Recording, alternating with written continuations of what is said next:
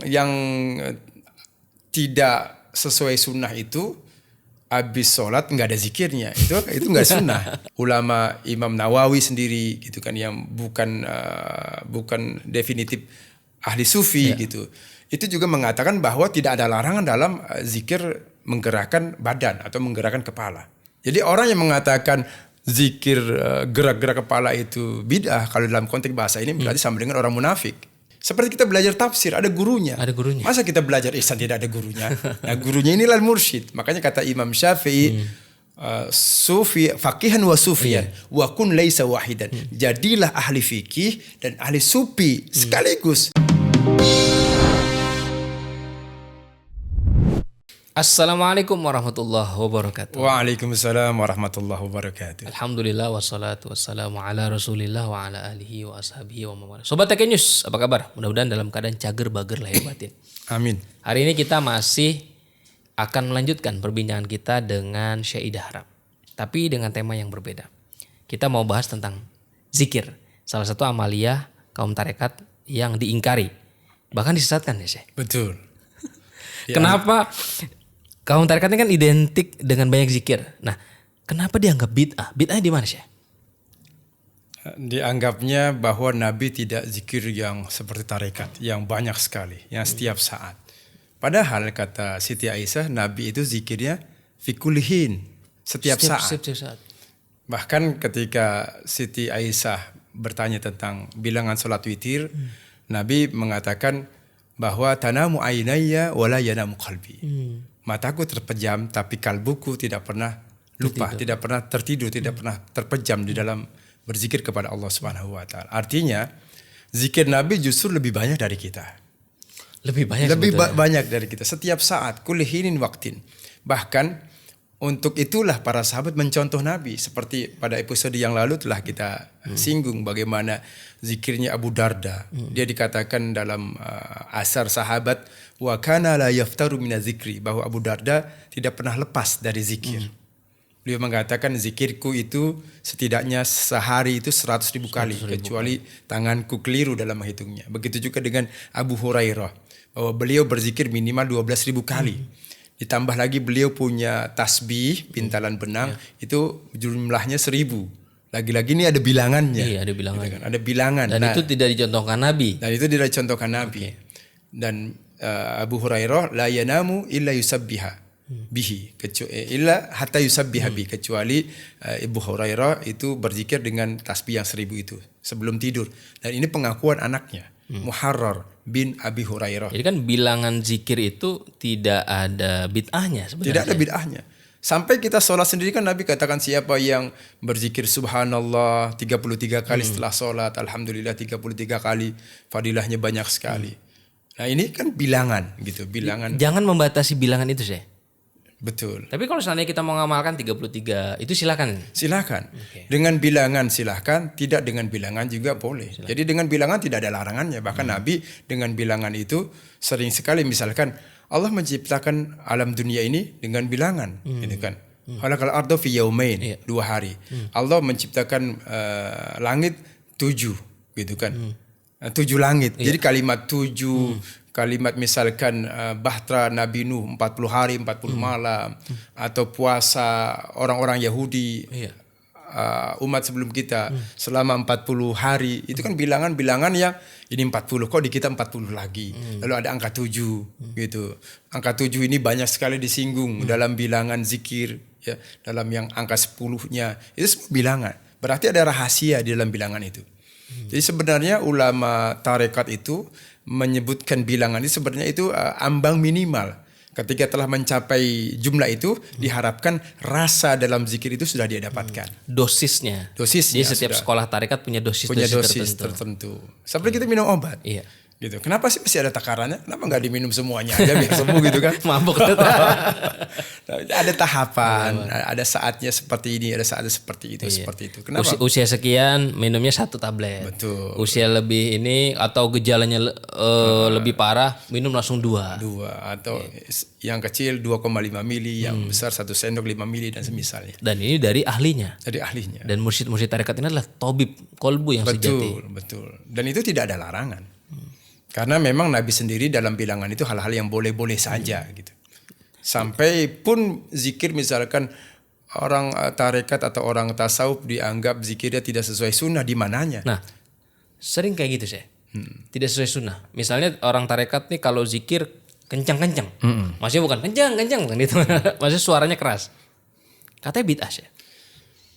Tidak ada bid'ah dalam zikir itu. Karena Nabi mempersilahkan para sahabat berzikir dengan suara keras maupun dengan suara pelan. Nabi memerintahkan sahabat Ali zikir dengan suara pelan dan juga memerintahkan sahabat Ali zikir dengan suara keras. Jadi ada tempatnya. Misalkan ketika sahabat mulia Abu Bakar sholat sangat pelan, Nabi diminta mengeraskan suara bacaannya. Begitu juga ketika Abu Bakar baca Al-Quran sangat keras, Nabi meminta untuk dipelankan. Jadi kata Imam Nawawi, zikir termasuk juga membaca Al-Quran itu hukumnya sama. Boleh dikeraskan, boleh dipelankan. Gitu. Jadi boleh pelan, boleh keras. Nah, yang tidak sesuai sunnah itu, habis sholat nggak ada zikirnya. Itu nggak sunnah. Gitu. Karena nggak ada satu dalil pun yang Nabi habis sholat nggak ada zikir, itu nggak ada. Atau Nabi habis sholat zikirnya pelan, itu nggak ada dalilnya. Sampai misalkan kita muda, sampai rambut hitam, sampai putih gitu, sampai rambut pada rontok gitu kan, sampai meninggal dunia tidak akan dijumpai dalil yang menyebutkan Nabi habis sholat tidak ada zikir, yang nggak ada. Dan zikirnya dengan suara? Dengan suara keras. Itu yang sunnah. Jadi Nabi setiap sholat berjamaah zikirnya dengan suara keras. Itu hadisnya Sahih Bukhari. Justru habis sholat nggak ada zikirnya. Ini bid'ah. Itu yang bid'ah. Zikirnya dengan suara pelan pun itu tidak sesuai sunnah. Meskipun itu boleh-boleh saja. Jadi zikir ini kan ada yang boleh, ada yang baik, ada yang afdal. Misalkan Ustadz saya zikir ingin sendiri saja boleh, tidak berjamaah. Tidak ada larangan. Tidak ada larangan. Ustadz saya ingin berjamaah, bagus. Jadi sangat fleksibel sekali. Sangat fleksibel. Saya ingin berjamaah dengan suara keras, itu afdal setelah sholat. Karena sampai Syekh bin Baz juga berfatwa begitu. Yang sunnah itu habis sholat ada zikirnya. Termasuk Syekh Ibn Utsaimin, ini ulama Saudi ya. Ulama mazhab Hambali. Yang sebagian orang mengatakan ini ulama Wahabi menyebutnya gitu. Artinya sampai ulama-ulama Wahabi pun yang kontemporer zaman sekarang itu mengatakan Nabi habis sholat ada zikirnya dengan suara keras. Karena dalilnya jelas sekali Sahih Bukhari. Ini Sahih Bukhari dari jalur Ibnu Abbas. Inna raf as-sauti bizikri hina yansarifun nas minal maktubah. Sesungguhnya raf as-saut mengeraskan, mengangkat as-saut suara. Hina ketika yansarifu telah selesai an-nas orang-orang para sahabat Nabi. Itu yansarifu minal maktubah, dari salat maktubah, salat fardu kana ala ahdin Nabi. Itu biasa terjadi di masa Nabi. Lalu kata Ibnu Abbas, wa kuntu a'rifu bidzalika idza sami'tu, dan aku tahu selesainya salat Nabi dengan terdengarnya suara zikir yang keras itu. Nah, dalam Sahih Bukhari yang lain, Ibnu Abbas juga mengatakan begini, inna inqida'a salatin Nabi bitakbir. Sesungguhnya selesainya salat Nabi itu ditandai dengan terdengarnya suara takbir yang nyaring. Gitu. Jadi asbabul wurudnya, pernah suatu saat Ibnu Abbas itu datang sholat terlambat. Ketika mendekati Masjid Nabawi, Nabi sudah mengucapkan Allahu Akbar, Allahu Akbar. Jadi bacaan istighfar sudah lewat. Bacaan La ilaha illallah wahdahu la syarika lahu lahul mulku wa lahul hamdu yuhyi wa huwa ala kulli syai'in qadir 10 kali sudah lewat. Allahumma ajirna minan nar, Allahumma ajirna minan nar sudah lewat. Allahumma antas salam wa minkas salam sudah lewat. Bacaan misalkan yang semisalnya lah. Lalu subhanallah walhamdulillah, subhanallah sudah lewat. Alhamdulillah. Nah, pas ketika Nabi mengucapkan Allahu Akbar, lalu baru datang Ibnu Abbas.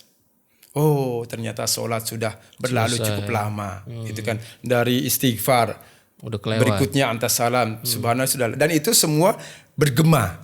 Ini kata ulama Wahabi, kata Syekh Ibnu Utsaimin, bahwa suara Nabi dan para sahabat, begitu kata Syekh bin Baz, dalam Masjid Nabawi itu yang banyak pintunya itu suaranya melampaui halaman Masjid Nabawi. Kencang berarti saya. Sangat kencang. Padahal ketika itu belum ada mic. Belum ada pengeras suara. Belum ada pengeras suara. Gitu. Kencang sekali. Tetapi fenomena seperti ini zaman sekarang langka kita dapati. Gitu. Padahal itu yang sunnah. Justru habis sholat malah diem-dieman saya. Malah diem-dieman. Itu justru yang tidak sunnah gitu. Ada orang Allahumma antas salam, ini Allahumma lantas jalan. Dia datang paling belakang, pengen di saf depan, udah selesai sholat dia kabur. Di mana sunnahnya coba? Mereka mengklaim kami ini mengerjakan yang sunnah. Oh, tidak nyunnah itu zikir. Terus di mana kesunahan kalian gitu? Yang mengaku paling nyunnah habis sholat berangkat atau habis sholat tidak zikir. Di mana sunnahnya? Nah, bareng-bareng kan juga seringkali dituduh tidak sunnah. Itu yang sunnah. Itu sunnah. Hadisnya itu Sahih Bukhari. Sekarang kalau kita adu argumentasi dengan saudara kita yang berbeda paham barangkali dan itu sesungguhnya hal biasa. Tetapi ketika dia menyalahkan kita itu di luar biasa. Itu justru dia yang salah. Kita toleransi kalau dia tidak melakukan, tidak masalah masih. Tapi ketika dia menyalahkan, justru dia yang keliru kalau dia yang menyalahkan gitu. Bahwa zikir setelah sholat itu pasti Nabi kerjakan dan tidak ada dalilnya. Nabi habis sholat tidak zikir, tidak ada. Tidak ada dalilnya sama sekali. Yang digunakan itu dalil Al-Quran dan itu penafsiran. Itu penafsiran. Artinya itu takwil. Gitu.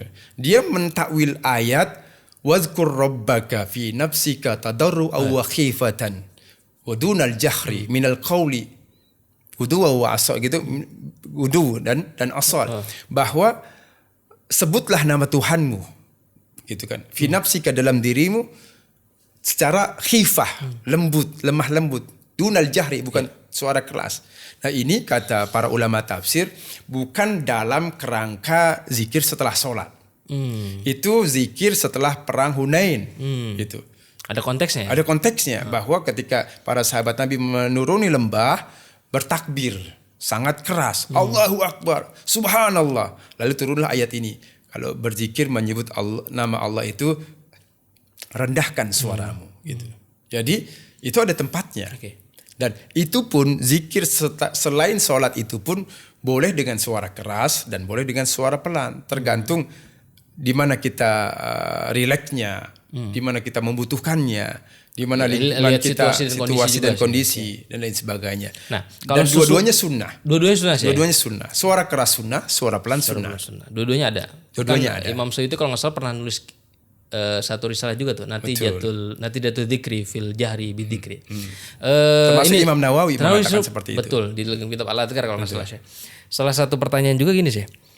Apakah susunan zikir itu memang sudah baku dari Nabi atau memang kita boleh meng-create atau kita ulama meng-create susunan zikir? Susunan zikir kalau tidak sesuai berarti bid'ah. Boleh kita meng-create, boleh. Karena sahabat-sahabat Nabi seperti Ibnu Mas'ud itu membuat doa-doa dan zikir-zikir itu sendiri. Tetapi memang ada yang maksud dari Nabi. Artinya itu tidak ini Nabi lalu berurutan tidak begitu. Seperti misalkan apa yang dibaca zikir-zikir oleh para habaib, misalkan aurat-aurat gitu kan. Itu sesuatu yang Nabi kerjakan tetapi urutannya tidak berurutan gitu. Boleh tidak berurutan seperti itu. Seperti ratib dan lain sebagainya itu sangat mulia. Bukan bid'ah ya? Bukan bid'ah. Karena Ibnu Mas'ud sendiri berdoa dengan doa yang dia miliki. Dengan susunan doa yang dia punya. Dengan zikir yang dia mau. Karena Nabi sendiri ketika sholat itu bacaannya berbeda-beda. Mungkin di sini letaknya. Ulama-ulama tarekat kan banyak menyusun aurat zikir. Dan zikirnya yang belum tentu sama tuh. Urutan-urutan sama susunannya. Betul. Ya sebenarnya itu bukan bid'ah sih. Bukan bid'ah. Okay. Dan itu zikir-zikir yang disusun oleh para ulama tasawuf itu hadisnya jelas gitu. Hadisnya sahih gitu. Hadis-hadis sahih. Hanya saja memang tidak berurutan antara ulama yang satu dengan ulama yang lain, terkadang ada perbedaan dan itu sah-sah saja. Sah-sah saja. Dalam persoalan teknis itu sah-sah saja. Sah-sah saja. Yang penting kan masuk dalam dalil umum. Betul, zikir. Perintahnya zikir. Yang enggak sunnah tadi kata saya tidak zikir. Tidak zikir, betul. Oke, terkait dengan zikir. Di dalam tarekat juga banyak orang berzikir itu sambil bukan hanya tadi mengeraskan suara, tapi sambil menggerakkan kepala atau tubuhnya bergerak. Ini gimana sih? Apakah ini termasuk bid'ah juga? Karena zikir itu kan diperintahkan oleh Allah itu terserah kondisi keadaan. Misalkan firman Allah, A'udzubillahi minasyaitonirrajim, alladzina yadhkurunallaha qiyaman. Yang mengingat Allah, menzikirkan Allah sambil berdiri, wa qu'udan atau sambil duduk, wa ala junubihim atau sambil rebahan. Bahkan ada perintah Allah dalam surah An-Nisa, uzkurullaha gitu kan. Apa namanya? Zikirkan Allah. Qu'udan, qiyaman, wa ala junubikum. Dan itu kan perintah. Nah, perintah ini berarti tergantung kondisi kita. Terlebih lagi Ada beberapa hadis Nabi yang menyebutkan bahwa zikir dengan goyang kepala itu dilakukan oleh sahabat. Itu terdapat dalam kitabnya Abu Nuaim dalam Al-Hilya atau dalam sejarah sahabat gitu. Asarus Sahabat. Jadi zikir goyang kepala atau zikir goyang badan tuh Dilakukan oleh sahabat. Oke. Dalam satu riwayat disebutkan Sayyidina Ali pernah memimpin sholat berjamaah, lalu setelah selesai menghadap jamaah, lalu Sayyidina Ali membalikan telapak tangannya sebagai isyarat untuk berzikir. Lalu kata Sayyidina Ali, gerakanlah badan kalian. Dan para sahabat menggerakkan badannya. Lalu ada sahabat yang berkomentar, aku tidak melihat zikir mereka seperti persisnya zikir ketika Nabi masih ada. Seperti itu. Artinya zikir dengan menggerakkan badan itu dilakukan di zaman Nabi, zaman Rasul. Yusbihuhum, menyerupai sekali dengan ketika mereka sahabat bersama Nabi kita Muhammad sallallahu alaihi wasallam.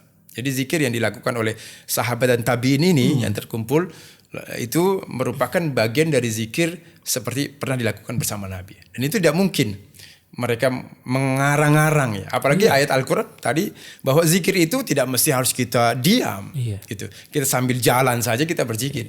Kalau kita sambil masak saja boleh, kenapa goyang-goyang tidak boleh? Tidak ada larangan. Labbaik Allah itu kan sambil jalan juga gitu. Nah, betul. Dalam surah yang lain juga disebutkan misalkan di sini, awalam yarau ila ma khalaqallah. Apakah tidak diperhatikan kepada apa yang Allah ciptakan min syai'in yatafayyau, bahwa bayangannya itu bolak-balik bergerak gitu. Di sini dikatakan anil yamini wasyama'il, arah kanan dan arah kiri, sujadan lillah, karena menyembah Allah Subhanahu wa taala, karena berzikir kepada. Artinya gerakan ini bisa menjadi simbol dari menyembah Allah gitu. Jadi Tunduk ya. Tunduk gitu. Jadi artinya pohon yang bergoyang itu bentuk dari tasbih kepada Allah. Sesuatu yang ada bayangannya yang bergerak bentuk dari tasbih kepada Allah. Begitu juga manusia, ketika dia bergerak itu berarti ketundukan, apalagi itu dengan sejalan dengan zikirnya. Jadi dia menggerakkan ini semakin mengkhusyukkan dirinya. Itu bagian dari ibadah. Bahkan para imam-imam tareqah, termasuk ulama Imam Nawawi sendiri gitu kan, yang bukan definitif ahli sufi gitu. Itu juga mengatakan bahwa tidak ada larangan dalam zikir menggerakkan badan atau menggerakkan kepala. Itu hal yang boleh-boleh saja. Bahkan sejalan dengan dalil gitu. Apalagi ketika itu dikatakan bisa menjadikan orang semakin khusyuk, justru itu pendukung untuk zikir, itu sangat dianjurkan. Gitu. Dan itu tidak bertentangan dengan dalil. Karena zikir itu sendiri adalah penghambaan kepada Allah. Maka ketika badan bergoyang, itu adalah bentuk zikir kepada Allah. Mengikutsertakan dengan dia menghadirkan kepada Allah. Seperti tadi Sayyidina Ali. Sayyidina Ali memerintahkan tabi'in dan sahabat untuk tamadu gitu. Bergeraklah. Dalam bahasa kitab itu taharraku, bergeraklah kalian. Goyangkanlah kalian. Itu jelas gitu hadisnya. Dalam kitab. Jadi sensasi zikir itu dirasakan ya? Dirasakan. Seperti itu. Dinikmati. Bahkan dalam hadis yang sahih dikatakan uzkurullaha kasira gitu. Wazkurullaha kasira. Sebutkanlah, zikirkanlah Allah secara banyak. Hatta yaqulu, hingga mereka orang-orang munafik mengatakan majnun. Yang melihat orang Islam itu berzikirnya itu kayak orang gila gitu kan. Orang gila ya, kami gila ya. Iya kan, orang trans atau jadi kata Nabi dalam hadis yang itu sanad hadis yang sahih. Bahkan Imam Ahmad meriwayatkan dalam kitab Az-Zuhd, mazhab Hambali gitu. Aksiru zikrullah, perbanyaklah zikirkan Allah hatta yaqulu, hingga mereka mengatakan gila kamu gitu kan. Itu bagaimana kalau orang zikir dibilang gila kira-kira? Kalau zikir biasa doang kayaknya nggak mungkin sampai bilang gila. Oh ya, nggak mungkin. Mungkin berarti dia sambil gerak. Iya, muter-muter. Bisa aja kanan kiri sangat menikmatinya. Gitu. Itu di zaman Nabi. Jadi orang yang mengatakan zikir gerak-gerak kepala itu bid'ah, kalau dalam konteks bahasa ini berarti sama dengan orang munafik. Iya kan? Hatta yaqulu majnun. Nah, itu yang mengatakan majnun itu gila, itu orang munafik. Nah, orang munafik zikirnya sedikit. Iya, sedikit. Enggak doyan zikir. Justru zikir yang banyak ini yang diperintahkan oleh Allah Subhanahu. Bahkan dalam surah Al-Ankabut dikatakan wala zikrullahi akbar. Zikir mengingat Allah itu sangat agung. Masyaallah. Bahkan itu paling cepat mengangkat derajatnya. Ketika Nabi mengatakan ala unabbikum bi khairi amalikum, maukah kalian aku sampaikan, aku beritahukan amal perbuatan yang paling baik untuk kalian. Wa azkaha inda malikikum, dan paling Allah cintai. Azka, paling bersih. Wa arfa'iha fi darajatikum, paling cepat mengangkat derajat kalian. Bahkan wa khairun lakum min infaqi dzahab wal waraq, bahkan itu lebih utama dari menginfakkan harta, uang. Di satu sisi ya, karena tidak semua orang punya harta. Maka ini dimensi universal, berlaku untuk semua orang gitu, lebih afdol gitu. Bahkan kata Nabi, wa khairul lakum min antal kau aduwakum, lebih utama daripada engkau berperang, membunuh musuhmu. Fatadribu anaqahum, engkau yang membunuh musuh kamu, atau mereka yadribu anaqakum, yang akan membunuh kalian. Kata para sahabat, mau ya Rasul, bala. Apa kata Nabi? Zikrullahi ta'ala. Allahumma shalli ala sayyidina. Bahkan kata sahabat, kata Jabir, ma syai'un anja, tidak ada sesuatu yang paling menyelamatkan min azabillah, dari azab Allah, dari min zikrillahi ta'ala. Jadi zikir ini bisa meredamkan azab murka dari Allah. Maka Jakarta kalau orang yang berzikir sedikit, ini sudah dijungkir balikan. Maka mereka orang yang gak senang dengan zikir itu mestinya berterima kasih dengan orang-orang yang berzikir. Karena punya jasa untuk meredam murka Allah Subhanahu wa taala. Gitu. Ini enggak malah dibilang ahlu bidah. Jadi ahli-ahli zikir sebenarnya paku-paku bumi ya. Paku bumi. Mereka yang menjaga keseimbangan antara maksiat dan taat kepada Allah ini, antara rahmat Allah turun dan murkanya. Ditahan terus tuh murka itu. Ngelihat sini, wah ada yang lagi zikir tekian katanya. Dan itu adalah taman surga. Masya Allah. Makanya dalam Sahih Bukhari disebutkan ketika Allah bertanya kepada para malaikat, "Min aina ji'tum?" Dari mana kalian datang? Ini bukan berarti Allah tidak paham, tidak tahu malaikat datang dari mana. Ini hanya prosedur seorang pemimpin menanya kepada bawahannya, gitu kan. Apa kata malaikat? "Ji'na min 'indi ibadikum." Ini Sahih Bukhari. Kami datang dari para hamba-hambamu. Hum yastaghfirun, mereka beristighfar. Hum yusabbihun, mereka bertasbih. Bahkan ada kalimat hum yuhallilun. Dalam beberapa redaksi disebutkan, redaksi hadis, mereka bertahlil, mengucapkan la ilaha illallah. Lalu di mana? Ini kalau bukan majlis zikir. Terkumpul di situ istighfar, tasbih, tahmid, tahlil, belum lagi sholawat. Gitu. Nah, ini adalah majlis zikir yang disebut dengan taman surga. Ketika inna lillahi sayyar, malaikatun sayyara, Allah punya malaikat yang kerjaannya hanya mencari-cari tempat zikir untuk bergabung. Yang Allah ciptakan setiap hari itu berbeda-beda. Ciptakan hari ini mencari kembali kepada Allah, ciptakan malaikat yang lain lagi di hari yang lain. Tujuannya untuk merahmati, menaungi orang yang berzikir gitu. Nah, ini kan keistimewaan. Ini enggak udah kita alhamdulillah diberikan kesempatan untuk bisa berzikir karena nikmat dari Allah juga. Betul. Malah itu dianggap sesuatu yang ahli neraka. Nah, ini kan bertolak belakang. Dan zikir ini bukan hanya tadi banyak manfaatnya, Syekh, tapi juga tadi bisa mencegah bala dan murka Allah. Betul. Dan itu adalah bagian dari agama. Dan itu bagian dari agama. Karena itu amalan sahabat Ahlus Suffah. Betul. Zikir. Ahlus Suffah itu kan yang kerjaannya qiyamul lail, dan itu sepengetahuan Nabi, bimbingan Nabi. Jadi sahabat-sahabat Ahlus Suffah, Abu Hurairah, sahabat Ali, Abu Darda, Abu Razin, Abu Musa al-Ash'ari, dari ulama-ulama sahabat Ahlus Suffah ini kerjaannya begitu, puasa, sholat, zikir, ngempet di masjid di sebelah utara Masjid Nabawi. Nah, itu kerjaannya itu zikir gitu. Nah, jadi dari mana kalau dibilang orang yang sering berzikir ini tidak sesuai ajaran Islam? Jadi kalau ada orang tarekat zikir dengan jumlah tertentu atau zikir dalam jumlah banyak, kemudian dalam kondisi menggerakkan kepala atau badan, kemudian juga dengan suara yang keras, itu bukan bid'ah. Itu bukan bid'ah, karena itu dilakukan oleh sahabat. Masya Allah. Oleh sahabat Ali dan tabi'in serta sahabat yang masih hidup di masa Ali. Gitu. Satu. Yang kedua, Abu Darda zikirnya 100.000 kali. 100.000 kali. Jelas kalimatnya mi'ata alf. Gitu. 100.000. Nah, ini kan bilangan 100.000, zikir beliau setiap hari. Kenapa beliau zikirnya setiap hari mesti 100.000? Kenapa tidak dilebihi? Gitu kan. Berarti ada sesuatu. Gitu. Kenapa Abu Hurairah bilang 12.000? Gitu. Kenapa sebelum tidur menyebut angka 1.000? Gitu. Nah, ini kan berarti bilangan. Bilangan itu target-target tertentu bagi yang mau. Artinya dilaksanakan silahkan, tidak pun silahkan. Tetapi yang diminta adalah wazkurullaha zikron katsira. Yang penting zikir banyak. Zikir yang banyak. Gitu. Ambang batas misalkan dalam tarekat tertentu, misalkan Naqsabandi ada zikir kalbu misalkan 5.000. Nah, itu metode zikir itu gimana, Syekh? Metode zikir yang ada di dalam tarekat-tarekat itu? Itu adalah madrasah, itu sekolahnya. gitu. Kita punya disiplin-disiplin ilmu seperti misalkan itu ilmu tafsir. Ada disiplin ilmunya. Misalkan asbabun nuzulnya. Iya. Ada pelajaran namanya ma'aninya, Iya. ada mutaradifatnya. Itu kan di munasabat ayatnya. Itu kan ilmu tafsir. Ada ilmu-ilmunya. Begitu juga ilmu akidah, ada ilmu-ilmunya.